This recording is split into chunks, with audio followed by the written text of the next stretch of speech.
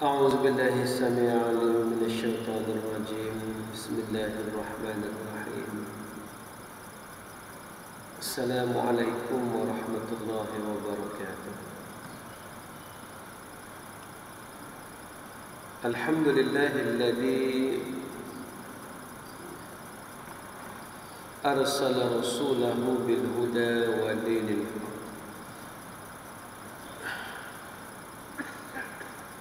ليظهره على الدين كله وكفى بالله شهيدا وكفى بالله وكيلا. اللهم صل وسلم وبارك على محمد وعلى آله وصحبه ومن تبعهم بإحسان إلى يوم الدين. أما بعد، فيا عباد الله اتقوا الله، أوصيكم ونفسي بتقوى الله فقد فاز المتقون.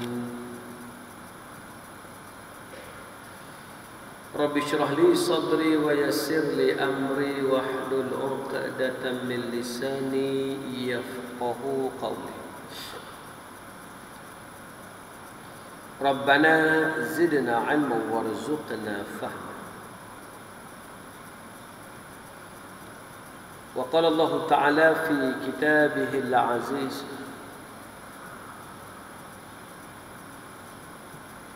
أعوذ بالله من الشيطان الرجيم. وإذ قال موسى لقومه إن الله يأمركم أن تذبحوا بقرة قالوا أتتخذنا هزوا قال أعوذ بالله أن أكون من الجاهلين. صدق الله العظيم. Pertamanya, marilah kita memanjatkan syukur pada Allah Subhanahu wa taala.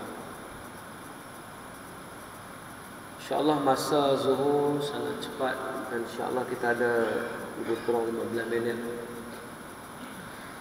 Dalam satu hadis Nabi sallallahu alaihi wasallam yang saya kira hadis ini sentiasa dihidangkan kepada kita semua. Hadis daripada Abdullah bin Amr al-As radhiyallahu anhuma qala sami'tu Rasulullah sallallahu alaihi wasallam yaqul. Hadis daripada Abdullah bin Amr al-As, anak kepada Amr al-As radhiyallahu anhuma. Kedua-dua mereka ini, Abdullah dan Amr, diridai oleh Allah Subhanahu wa taala. Kata Abdullah, sami'tu Rasulullah sallallahu alaihi wasallam yaqul. Aku dengar Nabi sallallahu alaihi wasallam bersabda, innallaha la yaqbidul 'ilm intiza'an yantazi'uhu minal 'ibad. Allah Subhanahu wa taala tidak mencabut ilmu dan menghilangkannya dengan sekaligus daripada dada manusia. Tak pernah jadi lagi lah orang tu alim tiba-tiba jahil, tak pernah lah. Allah tak cabut ilmu demikian. La yaqbidul ilma intiza'an yantazi'uhu minan nas. Allah tak akan cabut. Walakin yaqbidul ilm biqabdil ulama. Tapi Allah Ta'ala bila nak cabut ilmu, dia matikan para ulama. Dia matikan orang-orang yang reti dan berpengetahuan. Cuma dalam hadis ini dia khususkan kepada biqabdil ulama. Ulama ini satu istilah yang dibincang tidak boleh dipakai melainkan kepada alimun fil Islam, orang yang alim terhadap ilmu Islam. Lepas tu para ulama memberikan pembezaan antara orang tu alim dalam ilmu teknologi dengan alim terhadap ilmu agama. Orang seumpama Ibnu Sina tidak dipanggil ulama, itu dipanggil cendekiawan. Orang yang khabir dipanggil alimun khabir, beza dengan ulama. Ulama ni hanya diitlakkan kepada mereka yang alim dan tahu terhadap ilmu-ilmu Islam. Maksudnya hadis, Al-Quran, fiqh, aqidah. Ini ulama. Maka dalam hadis ini disebut walakin yaqbidul ilm biqabdil ulama. Allah nak cabut ilmu ini dengan dia matikan para ulama. Sebab apa ulama? Sebab dunia ini ada 4 tonjang. Kan? Bi imaratil umara, orang yang menjadi pemerintah, dia mengimarahkan muka bumi. Kemudian bi barakatil ulama. Kedua ni, dunia ni hidup dengan keberkatan ulama. Sebab ulama ni yang jaga halal haram, semoga sistem tak ganggu. Jangan baca ulama ni jaga agama, jaga fiqh, salah.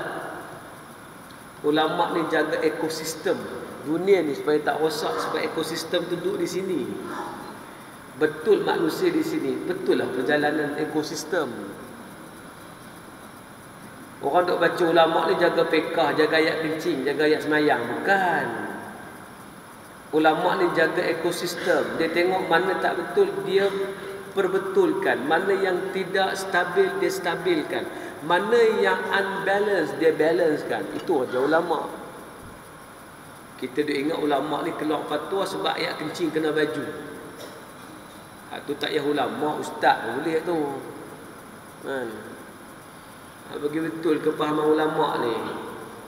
Bi barakatil ulama, sebab ulama ni yang tegur pemerintah, jangan buat gini.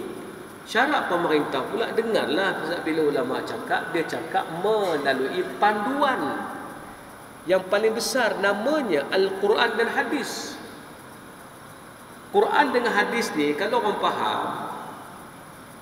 dia bukan kitab turasi, kitab lama-lama, kitab yang dah tak boleh pakai. Dia adalah manual for human.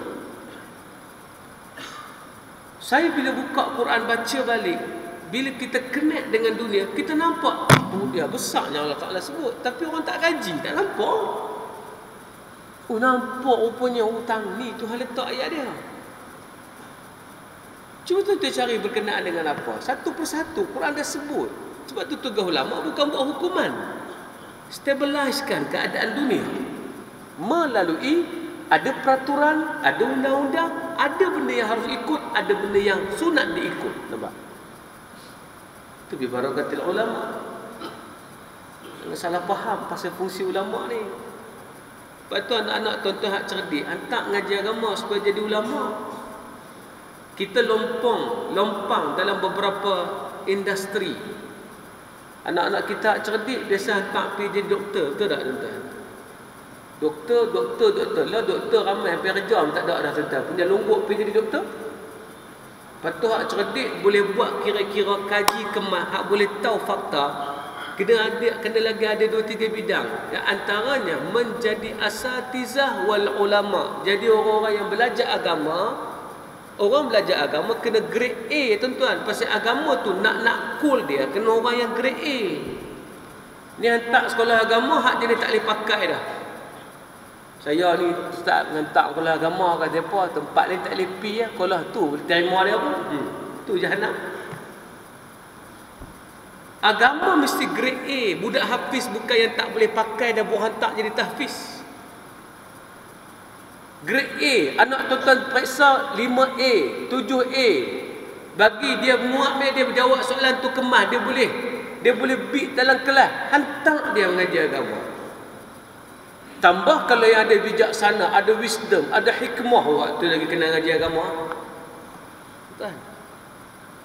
Budak cerdik senang. Saya baru ni forum dengan Timbalan Mufti. Datuk Sahibus Samaha, Doktor Anhar Opel. Dia senior saya di Kolej Islam dulu. Memang cerdik. Habiskan PhD dia, master dia. Tak silap saya PhD dengan master dia di overseas, di Jordan tak silap. Tengok dia buat tu easy way, taklah susah mana pun habis. Kalau bengak, tu yang merelak. Entah. Kita tak salah yang dah lama ni. Kita nak cari nafas baru. Faham tak tuan-tuan? Jangan salah faham.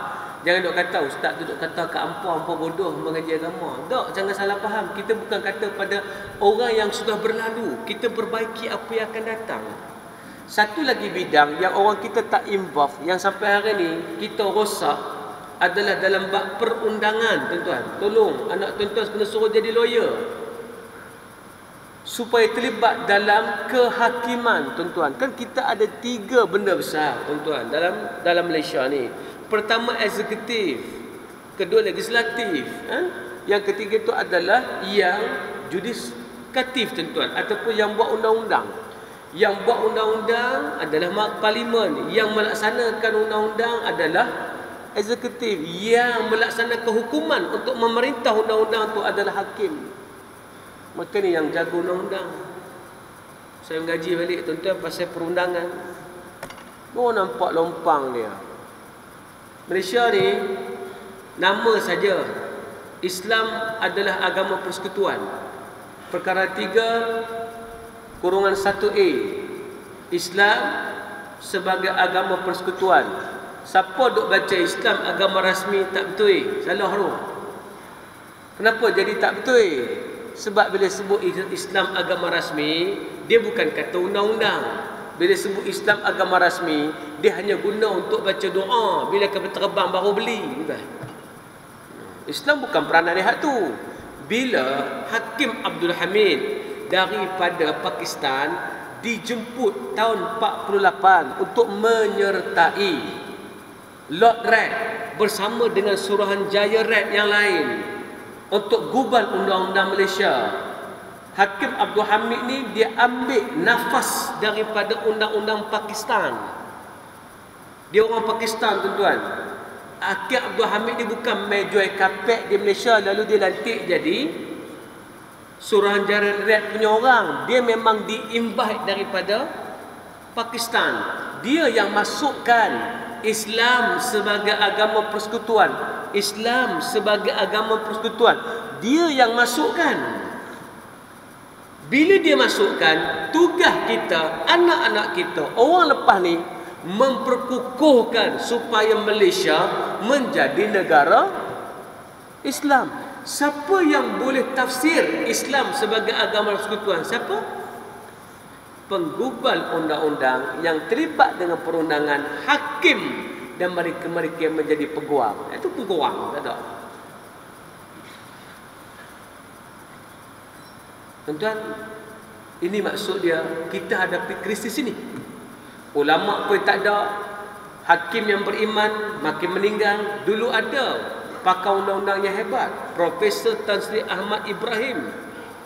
Dia ni, tuan-tuan, memang menjaga sungguh sampai dia pernah keluar kenyataan. Sudah tiba masanya di Malaysia kita tidak memakai common law yang datang daripada England. Sebab kita dah merdeka lama dah. Tak payah pakai common law daripada sana. Dia yang berani. Dia ada almarhum. Biqabdil ulama. Walaupun tak dimasukkan dalam hadis ni, tapi dikira orang-orang yang arif, cendekiawan dalam satu bab, makin tak ada. Pengganti dia yang sambung legasi dia pun tak ada. Itu Allah tinggalkan. Akhir sekali dia jadi apa dunia ni? Ini terakhir.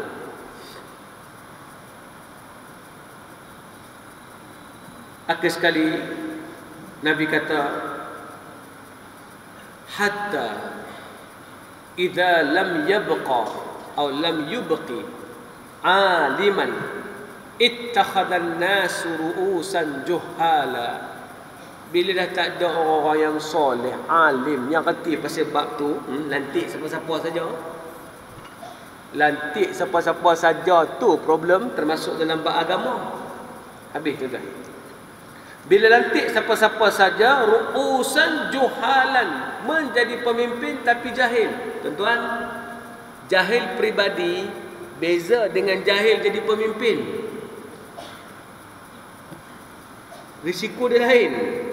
Kita jahil seorang, kita pun keluar kenyataan. Orang tak marah pasal kita jahil seorang. Kita jahil, kita keluar kenyataan dan kita pemimpin. Wah, musibah juga. Musibah. Besar musibahnya. Walaupun benda kecil. Saya tak mau ceritalah contoh. Tapi yang saya dapat dengar tu, jadi kita betul lah. Dulu masa cakap tak ada jadi pemimpin, tak apa. Bila jadi pemimpin, cakap tu orang bawah pening tak boleh buat. Orang bawah pun pening, macam mana nak buat? Orang pun tanya tak boleh jawab. Pasal ucapan itu asasnya jahil, bukan ilmu. Bahaya tuan-tuan. Tak payah kira jauh. Kita duduk masjid, kita jadi nazir masjid. Dulu kita cakap dah, kita kata masjid ni duk membaziak banyak sangat. Kita ni patut jimat ayam. Aku kalau jadi nazir, aku tutup kolah tu membaziak. Paip-paip aku ubah sikit, bagi sikit ya paip. Dia habaq aku tu. Masa dia cakap tu dia jahil. Dia tak ada apa kuasa. Never mind. Apa kamu nak kata sebab tak ada kuasa tak apa. Dia nak jadi nazir. Dia buat sungguh apa dia kata. Agak-agak musibah orang lah. Itulah jahil. Bahaya tu kan. Bukan masjid ni lah, jangan ada salah faham kait dengan nazir masjid ni tuan-tuan, bukan. Ini kita ambil contoh sahaja tuan-tuan. Nazir masjid ni ustaz tuan-tuan, alim, orang soleh, lain tuan-tuan. Kan? Ini maksud yang disebut dalam hadis. Fasu'ilu. Dah tu orang pun tak tahu nak rujuk ke siapa, tanyalah depa. Fasu'ilu. Tuan, apa pendapat tuan? Bila fasu'ilu fa'aftau bighairi ilm, mereka pun keluar fatwa. Nabi sebut fatwa tu pasal fatwa ni benda mahal. Dia orang keluar fatwa tu bighairi ilmin, tanpa ada sikit pun ilmu, fadallu wa adallu. Dahlah dia sesat dengan fatwa tu. Dia sesatkan semua orang pula. Nabi peringatkan hadis ni, jangan bagi orang alim mati. Nabi peringat hadis ni, jangan bagi ulama hilang. Nabi peringat hadis ni, tugas kita bina ulama tu. Nabi peringat hadis ni, aku memang tak ulama, aku baca Quran pun tak boleh, tapi anak aku kena jadi ulama. Itu besar dia. Jadi saya nak berhenti kat dulu tuan-tuan, sebab masa masuk 1-3 minit. Ala kuliahnya, ayah saya dah buat kerja. Ayah saya meninggal dah. Dia Quran tak boleh baca. Pasal dia memang bukan jenis orang soleh. Dulu jenis mak bunga kampung tuan-tuan. Nikah dengan mak saya jadi baik boleh dah dia semayang apa semua. Dulu jenis tak semayang tuan. Sebab dia tu dia jahil, dia tak kerti apa. Anak aku semua kontak dengan dia agama. Tak jadi tu hampa punya pasal, tapi jadi hang punya pasal. Sebab tu saya anak yang dibanggakan dalam keluarga saya ni taklah alim mana. Tapi sikit-sikit contoh abah hang tengok abah. Dia bangga itu bukan kerana saya. Dia bangga kerana dulu dia jahil, tak kerti ilmu apa. Dia boleh hantar anak dia mengaji agama dengan kos sara dia. Tak ada siapa tolong, dan anak dia jadi something. Dia dah rasa bangga. Tugas saya pula tengok mana anak saya untuk leverage lagi besar daripada saya. Tuan-tuan yang sudah duduk di Kuala Lumpur ada duit, anak tu bagus, tuan-tuan boleh tanggung sendiri. Tuan-tuan pergi letak di dalam. Saya tanya tuan-tuan di akhirat esok, mesti lahirkan ulama, lahirkan pejuang, lahirkan mereka yang salih insya-Allah untuk duduk mengimarahkan muka bumi. Assalamualaikum warahmatullahi wabarakatuh. Di belakang sana tuan-tuan ada tabung untuk sekolah. Macam biasalah kita lancarkan juga semangat tuan-tuan untuk pastikan perjalanan dakwah ni berjalan. Tak ada kami ni ambil duit itu semua untuk dakwah tuan-tuan. Kalau tak kena dakwah kami pun tak buat kerja ni tuan-tuan. Saya janji dengan tuan-tuan, tuan-tuan tunggu dan tuan-tuan lihat apa yang saya buat. Tapi setakat ni saya terpaksa tambahkan knowledge saya dulu. Saya terpaksa sambung master dulu, habiskan PhD saya. Tapi yang lain tu menyusul tuan-tuan. Kerana PhD ni lesen untuk saya ajak orang-orang soleh lain yang ada higher tertinggi dalam pendidikan, high apa dia dalam education yang paling tinggi, mereka sama dengan saya tuan-tuan. Jadi sebab tu bagilah saya habis master PhD dulu tuan-tuan. Ni dalam prosedur untuk sambung tuan-tuan. Doa bagi habis, jangan sangkut tengah jalan. Jangan pergi ke UKM tu teringat nak nikah dengan ustazah situ pula, tak payah. Jadi doakan bagi saya habis tuan-tuan, dah habis PhD insya-Allah. Cuma tabung di belakang tu adalah untuk sekolah, untuk perjuangan, untuk perjalanan dakwah semua insya-Allah. Terima kasih pada yang menyumbang kekuatan sumbangan tuan-tuan menjadi kekuatan dakwah berjalan tuan-tuan. Terima kasih. Assalamualaikum warahmatullahi wabarakatuh.